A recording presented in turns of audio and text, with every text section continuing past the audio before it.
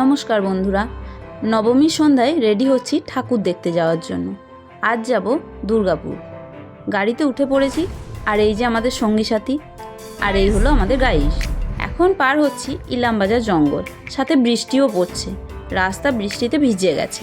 শুরু হয়ে গেল আমাদের প্যান্ডেল হপিং। এখন যে প্যান্ডেলটা দেখছো এটা হলো আরা প্যান্ডেল। এখন আমরা রাস্তায় হাঁটছি শঙ্করপুরের উদ্দেশ্যে। এই হলো রাস্তার লাইটিং, আর এই হলো প্রবেশ পথ। এখানকার থিম হলো দীঘার জগন্নাথ ধাম। দেখো, পুরো দীঘার জগন্নাথ ধাম মন্দিরটাকে খুব সুন্দরভাবে তুলে ধরেছে। কিন্তু এখানে খুব ভিড়, লাইন ধরে যেতে হচ্ছে। প্রবেশ করছি এখন প্যান্ডেলের মধ্যে, কিন্তু ভীষণ ভিড়, ঠাকুর ভালো করে দেখতেও দিচ্ছে না, ঠেলে বের করে দিচ্ছে। তারপর চলে এলাম সেক্টর 2C। দেখো, এখানেও প্যান্ডেলটা খুব সুন্দর করেছে, কিন্তু এখানেও তো ভিড় নেই। এখানে ভালোভাবেই ঠাকুর দেখার সুযোগ পেলাম। দেখো, ঠাকুরটাও কিন্তু খুব সুন্দর করেছে। প্রায় 11টা বেজে গেল, রাস্তায় একটু জ্যামে আটকে গেছি। তারপর পৌঁছে গেলাম ফুলঝোর। এখানকার থিম মাটির টানে।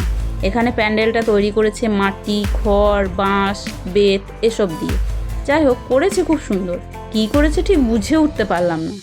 বাঁশের তৈরি মই দিয়ে কিছু একটা করার চেষ্টা করেছে, কিন্তু ঠাকুরটা অপূর্ব, মনে হচ্ছে পোড়া মাটির তৈরি। আর এই ফুটো করা মাটির কলসি লাইটগুলো কিন্তু দারুণ। ভিড় ঠেলে বেরিয়ে এসে আইসক্রিম খেয়ে একটু স্বস্তি পেলাম। তারপর দেখো রাস্তায় কি জ্যাম, খালি গাড়ির হর্নের আওয়াজ। তারপর চলে এলাম মামরা সার্বজনীনের প্যান্ডেলে।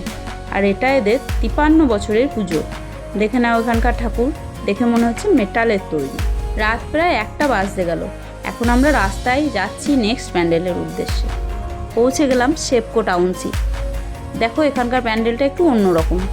রং বেরঙের শাড়ি দিয়ে উপরে পতাকার মতো করেছে। মাঝখানে রাজা রামমোহন রায়ের একটা স্ট্যাচুও রয়েছে। সারি সারি সাদা পর্দায় ঢাকা অনেকগুলো স্ট্যাচু দেওয়া আছে।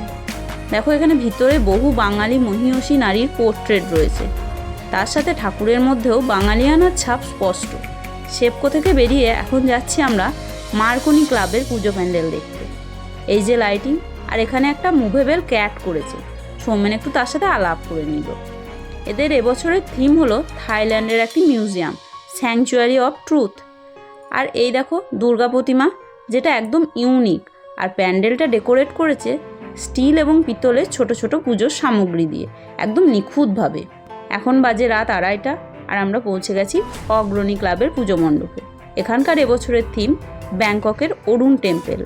এটা এদের 58তম বর্ষ।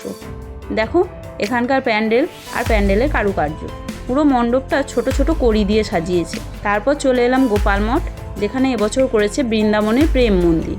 এটা এদের 40তম বর্ষ। ভিতরটা দেখে মনে হচ্ছে পুরো মার্বেল কাস্টিং। আর এই যে প্রতিমা।